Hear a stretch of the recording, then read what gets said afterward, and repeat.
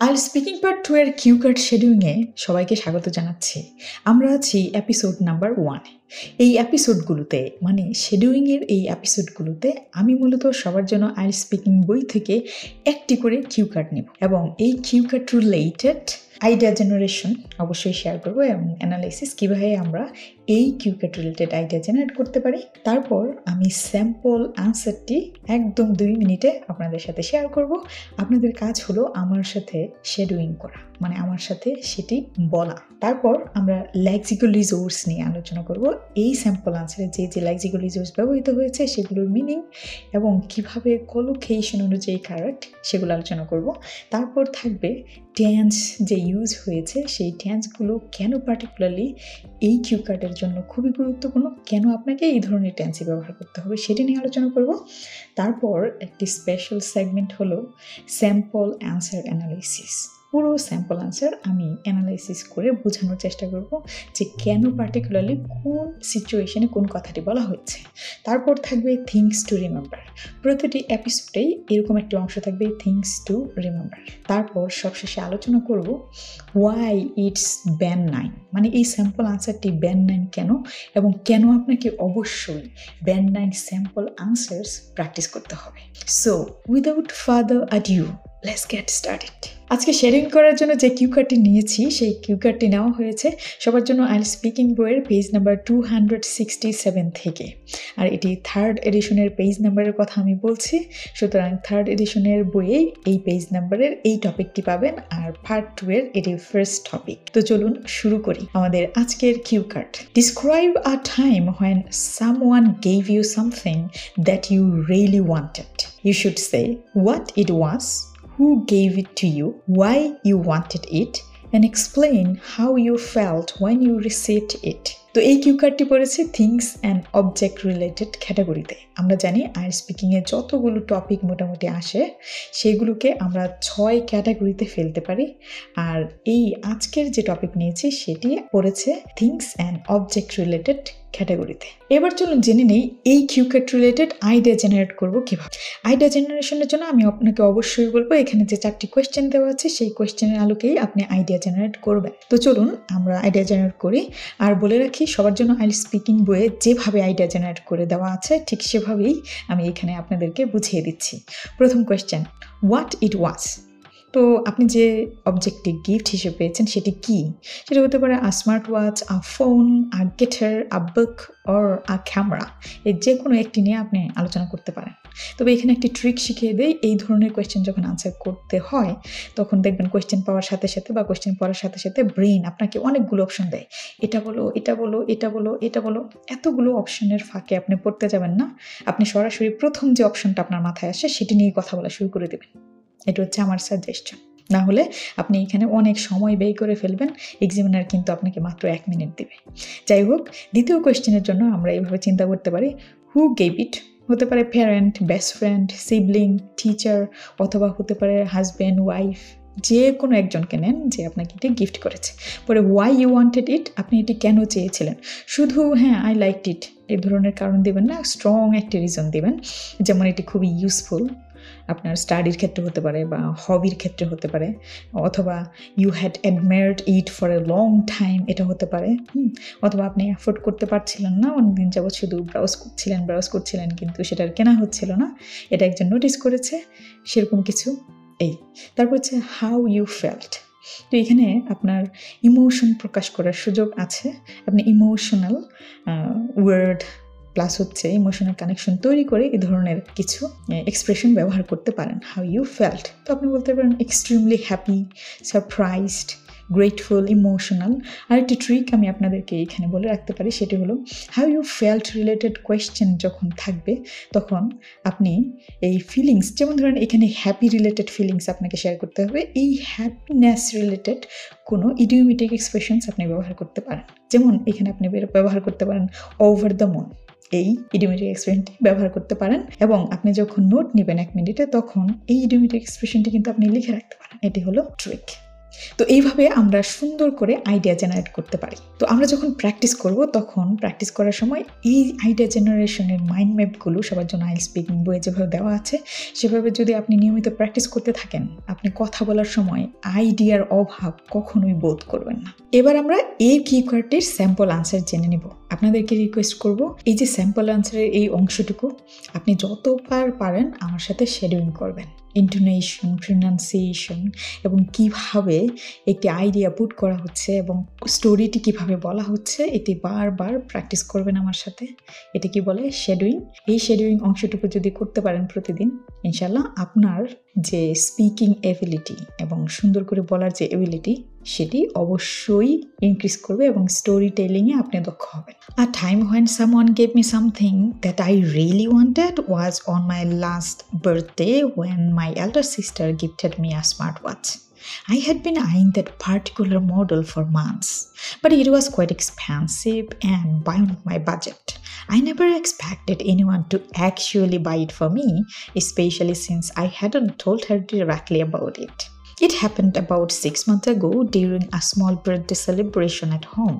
My sister handed me a beautifully wrapped box, and when I unwrapped it, I was genuinely shocked and thrilled to see the smartwatch I have been dreaming of. She told me she had noticed me browsing the watch online several times and decided to surprise me. I wanted the smartwatch mainly because of its health features, like tracking heart rate, sleep quality, and step count. I have been trying to live a healthier lifestyle, and I felt this device would motivate me to be more active and organized. It also helped me manage my time better with notifications and reminders. Receiving it made me feel extremely grateful and touched. It wasn't just about the object itself, but the fact that my sister had paid attention to something I wanted and went out of her way to make me happy. It strengthened our bond, and I still wear the watch every day as a reminder of our thoughtful gesture. আমাদের এই Q কার্ডের sample answer যদি আমরা একটু খেয়াল করি তাহলে দেখতে পাবো এই কিউ কার্ডের স্যাম্পল আনসারের জন্য পার্টিকুলারলি একটি টেন্সকে হাইলাইটেড করে ব্যবহার করা হয়েছে। কেন? সেই কারণটি জেনে নেব। প্রথমে আমরা কিউ কার্ডটি আবার একটু দেখে নেই এবং পড়ে নেব। আচ্ছা, আপনি কি আইএলটিএস প্রিপারেশনের ব্যাপারে সত্যিই সিরিয়াস? যদি সত্যিই সিরিয়াস হয়ে থাকেন তাহলে আমি বলবো এই দুটো বই সংগ্রহ করুন। সবার জন্য আইএলটিএস স্পিকিং, সবার জন্য IELTS writing task 2। Collect this 2 books and thank me later. আমাদের কিউ কার্ডটি ছিল describe a time when someone gave you something that you really wanted. তো এখানে একটু খেয়াল করলে দেখতে পাচ্ছি গেভ এবং ওয়ান্টেড এই দুটো পাস্ট টেন্সে আছে, সুতরাং এই প্রম্পটটি পাস্ট টেন্সে করা হয়েছে। পরেরটি আছে you should say what it was, এখানে ওয়াজ পাস্ট টেন্সে, who gave it you gave past টেন্সে আছে, ওয়াই ইউ ওয়ান্টেড এটা ওয়ান্টেড পাস্ট টেন্সে আছে, and explain how you felt এইখানেও এটি পাস্ট টেন্সে আছে এবং ইউ রিসিভড এটিও পাস্ট টেন্সে আছে। এই সবগুলো পর্যালোচনা করে দেখা যাচ্ছে যে কোয়েশ্চেনটি পাস্ট টেন্সে আছে। সো এটি একটি কিউ কার্ড যেটি পাস্ট টেন্সে, আপনাকে আনসার যে দিতে হবে সেটিও পাস্ট টেন্সে দিতে হবে। এবার চলুন আমরা একটু স্যাম্পল আনসার অ্যানালাইসিস করি কিভাবে এই পাস্ট টেন্সগুলো আমি ডিস্ট্রিবিউট করেছি। স্যাম্পল আনসারের ফার্স্ট প্যারাগ্রাফে আমরা দেখতে পাচ্ছি someone gave me, I really wanted, sister gifted me, I had been eyeing, never expected, I hadn't told. পরের প্যারাগ্রাফে দেখতে পাচ্ছি it happened about 6 months ago, I unwrapped it, I had been dreaming, she told, had noticed. পরের প্যারাগ্রাফে আমি ব্যবহার করেছি I wanted the watch, it felt, it also helped me. একদম last প্যারাগ্রাফে যদি আমরা অ্যানালাইসিস করি তাহলে দেখতে পারবো it made me, it wasn't just, my sister had paid, I wanted and went, it strengthened. এই সবগুলো যতগুলো ভার্ব আমি এখানে উল্লেখ করলাম সব পাস্ট টেন্সে ব্যবহার করা হয়েছে। কেন? আপনাকে পাস্ট টেন্সে এই আনসার দিতে হবে। খুব খেয়াল রাখবেন যখন কোয়েশ্চেন পাস্ট টেন্সে হচ্ছে আপনাকে কিন্তু আনসার অবশ্যই পাস্ট টেন্সে নিশ্চিত করতে হবে, না হলে আপনি যত ভালোই আনসার দিয়ে আসেন না কেন আপনাকে খুব ভালো মার্ক এক্সামিনার দিতে পারবে না। আরেকটি জিনিস খেয়াল করেন, একদম লাস্ট প্যারাগ্রাফে যদি দেখেন তাহলে আমি দেখবেন এখানে একটি সেন্টেন্স রেখেছি I still wear the watch every day as a reminder of her thoughtful gesture. এখানে আই ওয়্যার এই ওয়ারটা হচ্ছে প্রেজেন্ট টেন্সে ব্যবহার করা হয়েছে কারণ এখানে প্রেজেন্ট সিচুয়েশন ব্যাখ্যা করা হয়েছে। তো এইভাবে ব্লেন্ডিং করতে হবে আপনাকে। মোস্ট অফ দ্য সেন্টেন্সেস আপনাকে পাস্ট টেন্সে দিতে হবে, তবে সিচুয়েশন যদি ডিমান্ড করে তাহলে আপনি ফিউচার বা প্রেজেন্ট টেন্সের 2-1টি সেন্টেন্স রাখতে পারেন, তবে সেটি স্টোরি অনুযায়ী কানেক্টেড হতে হবে। That's it. সো টেন্স খুবই গুরুত্বপূর্ণ। এই স্যাম্পল আনসারে ব্যবহার করা লেক্সিক্যাল রিসোর্সের মিনিং এবং এক্সপ্লেনেশন জেনে নেব উইথ এক্সাম্পল। প্রথমে আসুন জেনে নেই অ্যাডভান্স ভোকাবুলারি যেগুলো ব্যবহার করেছি সেগুলোর মিনিং কি। প্রথমটি হচ্ছে আইং। আইং হচ্ছে কোনো কিছুর দিকে অনেক আবেগ নিয়ে তাকানো, মানে looking at something with a desire or interest, যেমন আই হ্যাভ বিন আইং। পরটি হচ্ছে বায়ন্ড মাই বাজেট, আমার বাজেটের বাইরে। টু এক্সপেন্সিভ বোঝাতে এটি ব্যবহার করা হয়, টু এক্সপেন্সিভ টু অ্যাফোর্ড, মানে আমার সাধ্যের বাইরে। পরে হচ্ছে জেনুইনলি, সত্যিকার অর্থে বা আন্তরিকভাবে বোঝাতে আমরা জেনুইনলি শব্দটি ব্যবহার করতে পারি, যেমন এটি ট্রুলি বা সিনসিয়ারলি বোঝাতে ব্যবহৃত হয়েছে আমাদের স্যাম্পল আনসারে। পরে হচ্ছে থ্রিলড। থ্রিলড হচ্ছে অনেক আনন্দিত হই আমরা যখন, তখন এই আবেগকে প্রকাশ করার জন্য আমরা বলতে পারি thrilled. Genuinely thrilled, genuinely shocked, এটি কিন্তু কলোকেশন। পরে হচ্ছে মোটিভেট, উৎসাহিত করা। আর সবশেষটি হচ্ছে থটফুল গ্যাস্টার। থটফুল গ্যাস্টার হচ্ছে খুব চিন্তা ভাবনা করে যখন একটি পদক্ষেপ নেওয়া হয় সেটিকে আমরা থটফুল গ্যাস্টার বলতে পারি। তো এই যে অ্যাডভান্স ভোকাবুলারিগুলো আপনি আজকে শিখলেন, এগুলোর মিনিং হয়তো আপনি মোরলেস জানেন। কথা হচ্ছে আপনি তো জানেন এগুলো আপনি সেন্টেন্সে ব্যবহার করতে পারেন কিনা সেটি। তো এগুলো সেন্টেন্সে ব্যবহার করার জন্য আমি আপনাকে সাজেস্ট করবো সবার জন্য আইএলটিএস স্পিকিং বই থেকে এই অ্যাডভান্স ভোকাবুলারির মিনিং তো শিখবেন, সাথে সাথে কোন সেন্টেন্সে গিয়ে এটি ব্যবহৃত হয়েছে, কীভাবে ব্যবহৃত হয়েছে সেগুলো অনেকবার পড়ার চেষ্টা করবেন, তাহলে দেখবেন আপনার মধ্যে এটি চলে আসছে। যে কোনো ভোকাবুলারি মনে রাখার কৌশল হলো এটি সেন্টেন্সের সাথে প্রয়োগ করে শিখতে হবে। এবার এই স্যাম্পল আনসারে ব্যবহার করা ইডিওমেটিক এক্সপ্রেশনস এবং কলোকেশনসের বাংলা মিনিং উইথ এক্সাম্পলস শিখে নেব। প্রথমটি হচ্ছে ড্রিমিং অফ। যখন আমরা কোনো কিছু স্বপ্নে বিভোর থাকি বা কোনো কিছু খুব তীব্রভাবে আকাঙ্ক্ষা করি, তখন এক্সপ্রেশন প্রকাশ করতে আমরা ব্যবহার করতে পারি ড্রিমিং অফ। যেমন আমরা স্যাম্পল আনসারে ব্যবহার করেছি I had been dreaming of. পরটি হচ্ছে went out of her way. এটি আমরা এভাবে বলতে পারি went out of someone's way, যেটি বোঝায় অতিরিক্ত চেষ্টা করা বা কারো সুবিধার বাইরে গিয়েও অন্য কারোর জন্য চেষ্টা করাকে went out of someone's way বোঝায়। যেমন এটি আমরা ব্যবহার করেছি went out of her way to make me happy. তারপরেরটি হলো পেইড অ্যাটেনশন, মনোযোগ দেওয়া। এটি আমরা ব্যবহার করেছি my sister had paid attention to something I wanted. পরটি হলো টাইট বাজেট, মানে লিমিটেড মানি ফর স্পেন্ডিং। সবশেষটি হলো স্ট্রেংথেন্ড আওয়ার বন্ড। এটির মানে হচ্ছে আমাদের সম্পর্ককে আরও দৃঢ় করেছে। যেমন এটি আমরা সেন্টেন্সে ব্যবহার করেছি ইট স্ট্রেংথেন্ড আওয়ার বন্ড। তো এই যে ইডিওমেটিক এক্সপ্রেশনস, কলোকেশনস এবং অ্যাডভান্স ভোকাবুলারিগুলো আমরা শিখলাম, কাজ হচ্ছে এগুলো সেন্টেন্সে কীভাবে প্রয়োগ করা হয়েছে খুব ভালো করে বিশ্লেষণ করা। আমি আপনাকে সাজেস্ট করবো সবার জন্য আইএলটিএস স্পিকিং বই থেকে এগুলো আপনি নিয়মিত পড়বেন এবং এগুলো এই চাঙ্ক অফ ওয়ার্ডসগুলো বের করে নিয়ে এসে লিখবেন, কোথাও লিখে রাখবেন যাতে এগুলো মনে থাকে এবং নোট নেবেন। আমরা আজকের এপিসোডের সবচেয়ে গুরুত্বপূর্ণ অংশে চলে আসছি, আর সেটি হচ্ছে স্যাম্পল আনসার অ্যানালাইসিস। আমি যে স্যাম্পল আনসারটি দিয়েছি সেটি এখন অ্যানালাইসিস করে আমি আপনাদের বুঝিয়ে দিচ্ছি। আমি 6টি পয়েন্টে এই স্যাম্পল আনসার অ্যানালাইসিস করব। প্রথমটি হচ্ছে ইন্ট্রোডাকশন। তো একটু খেয়াল করলে দেখবেন যে ইন্ট্রোডাকশনে আমার উদ্দেশ্য কী ছিল। আমার উদ্দেশ্য ছিল একদম ডিরেক্টলি আনসার শুরু করা। এখানে আমি গিফট, ওকেশন এবং গিভার এই 3টি বিষয় মেনটেন করে আনসারটি শুরু করেছি। যেমন আমি বলেছি a time when someone gave me something that I really wanted was on my last birthday when my elder sister gifted me a smart watch. আপনি এটি একদম ডিরেক্টলি এভাবে শুরু করতে পারেন। তবে আমি আপনাদেরকে একটি সাজেশন দিতে পারি, সেটি হলো একটি নির্দিষ্ট স্ট্রাকচারে আপনি সবসময় যে কোনো কিউ কার্ড শুরু করতে পারেন। সেটি কি I would like to plus structure. তো আপনি যদি সবার জন্য আইএলটিএস স্পিকিং বইয়ের পেজ নাম্বার 260-তে চলে যান, তাহলে দেখবেন এখানে আমি 86টি টপিকের আনসার কিভাবে শুরু করতে হবে, মানে কিউ কার্ডের আনসার কিভাবে শুরু করতে হবে সেটি একটি স্ট্রাকচার মেনটেন করে প্যারাফ্রেজিং করে এইটি শুরু করে দিয়েছি। আপনার কাজ হলো প্রতিদিন এগুলো, শুধু এই আনসার শুরু করবেন কিভাবে এটি আপনার পড়ে যাবে। আপনি যদি প্রতিদিন পড়েন তাহলে দেখবেন এভাবে আনসার শুরু করার একটা টেন্ডেন্সি আপনার মধ্যে চলে আসছে এবং খুব ভালোভাবে ডিরেক্টলি আপনি আনসার টু দ্য পয়েন্টে শুরু করতে পারবেন। কারণ দেখেন, আপনার কিউ কার্ডে আপনাকে 1 মিনিট টাইম দেবে প্রিপারেশনের জন্য, 2 মিনিট সময় দেবে কথা বলার জন্য। তো এখানে আলাদা অন্য কোনো কথা বলার চান্স নেই কোয়েশ্চেনের বাইরে গিয়ে।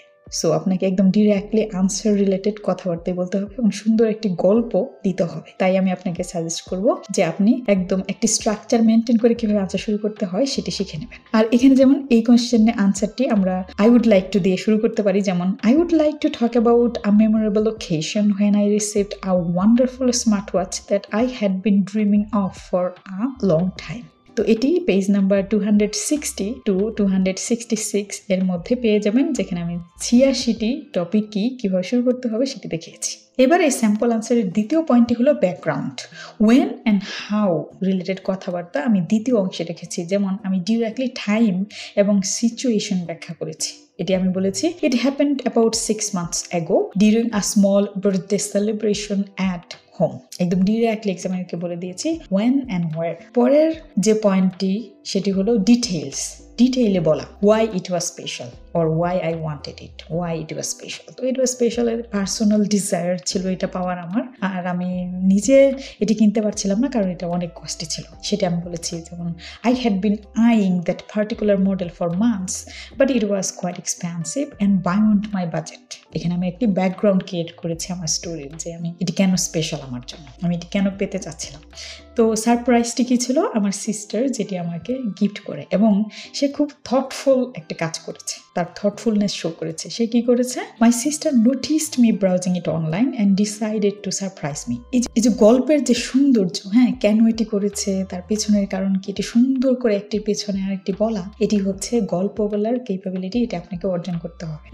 আমি দেখিয়েছি যে আমার সিস্টারের থটফুলনেস ছিল এবং সে তার কমন সেন্স কাজে লাগিয়ে বুঝতে পেরেছে যে এটা আমি অনেক পছন্দ করি, যেহেতু এটি বারবার অনলাইনে দেখছি, তাই সেটি আমাকে সে গিফট করেছে। এবং যখন এটি আমি বলতেছিলাম তখন আসলেই মনে হয়েছে যে it is surprising, say surprise দেওয়ার জন্যই এটি করেছে। পরে হচ্ছে রিজন ফর ওয়ান্টিং ইট, কেন আমি এটি চেয়েছিলাম, এমন একটি রিজন দিতে হবে যেটি আসলে যুক্তিযুক্ত যে এবং এই অবজেক্টের সাথে যায়। যেমন অবজেক্টটি ছিল স্মার্ট ওয়াচ, তো স্মার্ট ওয়াচ হেলথ রিলেটেড যে ফিচার আছে সেটির সাথে কানেক্টেড, সেটি আমি এখানে বর্ণনা করেছি। তো এটা লাইফস্টাইল গোলের সাথে কানেক্টেড। যেমন আমি বলেছি I wanted the smart watch mainly because of its health features, যেমন heart rate, sleep quality and step count, এগুলো আমি খুব ইজিলি করতে পারবো, আমি হেলদিয়ার থাকতে পারবো, সেটার জন্য আমি বলেছি। তো আমি কারণটা খুব সুন্দরভাবে ব্যাখ্যা করেছি, শুধু আমি বলিনি যে আই লাইকড ইট, এরকম কিছু না, আমার পার্টিকুলার কারণ আছে, এটা আমি কেন চেয়েছিলাম।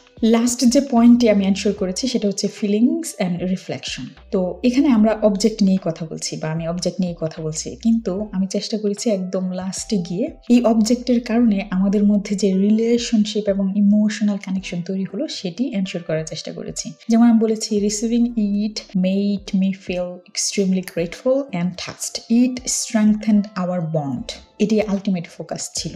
এটি কিন্তু ওই যে স্ট্রেংথেন আমার ফিলিংস কি এই পাওয়া সম্পর্কে, আমি যে গিফটটি পেলাম সেটা ফিলিংস কিন্তু প্রকাশ পেয়েছে, extremely grateful and touched feel করা। আপনারা চাইলে এই লাস্ট সেন্টেন্সে এটি যোগ করতে পারেন, I felt over the moon after receiving the present. এই ওভার দ্য মুন যদি আপনি এখানে এই সেন্টেন্সে গিয়ে ব্যবহার করেন তাহলে আপনার ফিলিংস তো অবশ্যই প্রকাশ পেল, সাথে সাথে আপনি একটি ইডিওমেটিক এক্সপ্রেশন সুন্দর করে ব্যবহার করতে পারলেন। এবং লাস্টে গিয়ে যখন বললেন ইট স্ট্রেংথেন আওয়ার বন্ড, ডেফিনেটলি এটা বোঝায় আপনার একদম ভিতর থেকে আপনি কি ফিল করছেন সেটার ইন্ডিকেশন। সো এইভাবে এই 6টি পয়েন্ট মেনটেন করে যখন থিংস অ্যান্ড অবজেক্ট রিলেটেড কথাবার্তা বলতে পারবেন তখনই কিন্তু আপনি সাকসেসফুল একটি আনসার এনশোর করতে পারবেন। তবে এটি cue card related topic specific 6টি পয়েন্ট আমি আলোচনা করেছি, প্রতিটি কিউ কার্ডের টপিক অনুযায়ী সেটার পয়েন্ট ভিন্ন হবে, এটি স্বাভাবিক। প্রতি এপিসোডে আমি কথা দিয়েছি একটি বিষয় আলোচনা করব, থিংস টু রিমেম্বার। তো আজকের টপিক রিলেটেড যে কথাটি বলবো থিংস টু রিমেম্বার সেটি হলো how you felt about it. এই ধরনের কোয়েশ্চেন যদি থাকে কোনো কিউ কার্ডের, লাস্ট কোয়েশ্চেনটি মূলত এটি থাকে, তখন আপনি কি করবেন? আপনার কাজ হলো আপনি আপনার ইমোশন রিলেটেড কিছু ভোকাবুলারি ইউজ করবেন। যেমন ইমোশনাল ভোকাবুলারি এই স্যাম্পল আনসারে আমি ব্যবহার করেছি grateful, touched, thrilled, shocked, strengthen our bond, এগুলো খুব ন্যাচারালি কলোকেশন অনুযায়ী ব্যবহার করা হয়েছে, যেটি এই আনসারকে তো মজবুত করেছে, সাথে সাথে এই যে গিফট পাওয়ার যে আনন্দ, সেটার সাথে যে ইমোশনাল কানেকশন তৈরি হয়, সেটি প্রকাশ পেয়েছে। তো এটি খুবই গুরুত্বপূর্ণ। আপনি যদি কোয়েশ্চেনে পান how you felt about it, ensure this kind of words আর ভোকাবুলারি। পরের আরেকটি বিষয় আপনাদের মনে রাখতে বলবো, প্র্যাকটিস স্টোরি টেলিং। স্টোরি বলতে হবে আপনাকে। আপনি কখনই মনে করবেন না আপনার সামনে এক্সামিনার বসে আছে, আপনি এইভাবে গল্পটা বলবেন যেন আপনি আপনার বন্ধুর সাথে কোনো গল্প শেয়ার করছেন, তখন আপনি অনেক ইমোশন দিয়ে, পার্সোনাল ফিলিংস দিয়ে এই কথাগুলো বলতে পারবেন, এবং সেভাবেই আপনার গল্প বলা উচিত। কারণ আপনার এখানে একটি বড় চান্স খুব সুন্দর করে পার্সোনাল অ্যানেকডট ক্রিয়েট করে একটি গল্প বলার, সেটি করবেন। তো এই দুটো বিষয় অবশ্যই মনে রাখবেন। এই যে স্যাম্পল আনসার আমরা অ্যানালাইসিস করলাম, এটি কেন ব্যান্ড 9 সেটির ব্যাখ্যা চলুন জেনে নেই। প্রথমত, ফ্লুয়েন্সি অ্যান্ড কোহেরেন্সের কথা যদি চিন্তা করেন তাহলে দেখবেন এটি একটি গল্প, এবং গল্প এরকম শুরু হয়েছে গিফট, সিচুয়েশন, রিজন এবং ফিলিংস, এই 4টি বিষয় এনশিওর করে সুন্দর করে গল্পটি বলা হয়েছে। তাই এটি ফ্লুয়েন্সি অ্যান্ড কোহেরেন্সে ভূমিকা পালন করছে। এখন আপনি এরকম সবই মেনটেন করে জাস্ট ফ্লুয়েন্সি যদি দিতে পারেন, তাহলেই আপনার ফ্লুয়েন্সি অ্যান্ড কোহেরেন্সে ভালো মার্ক আসবে, এবং এই ধরনের গল্পে এক্সামিনাররা আশা করে। এবার ভোকাবুলারির ক্ষেত্রে আসি। এখানে দেখবেন টপিক স্পেসিফিক ভোকাবুলারি এনশিওর করা হয়েছে, যেমন ফিলিংস রিলেটেড, তারপরে হচ্ছে সিচুয়েশন রিলেটেড, গিফট রিলেটেড, এ ধরনের অনেক কথা এখানে ব্যবহার করা আছে, যেগুলো টপিক স্পেসিফিক ভোকাবুলারি এবং অ্যাডভান্স ভোকাবুলারি, যেগুলো ব্যান্ড 9 পেতে আপনাকে সাহায্য করবে। আর সাথে সাথে কলোকেশন অনুযায়ী এসব ভোকাবুলারি ব্যবহার করা আছে, যেমন eyeing, beyond my budget, genuinely shocked, thrilled, thoughtful gesture, strengthen our bond, এগুলো খুব ন্যাচারালি এখানে ব্যবহার করা হয়েছে, তাই এটি ব্যান্ড 9। আরেকটি বিষয় হলো গ্রামার রেঞ্জ। গ্রামার রেঞ্জ খুবই গুরুত্বপূর্ণ। গ্রামাটিক্যাল রেঞ্জ এন্ড অ্যাকুরেসিতে আপনি ভালো মার্ক পেতে হলে আপনার গ্রামার রেঞ্জ মেনটেন করতে হবে।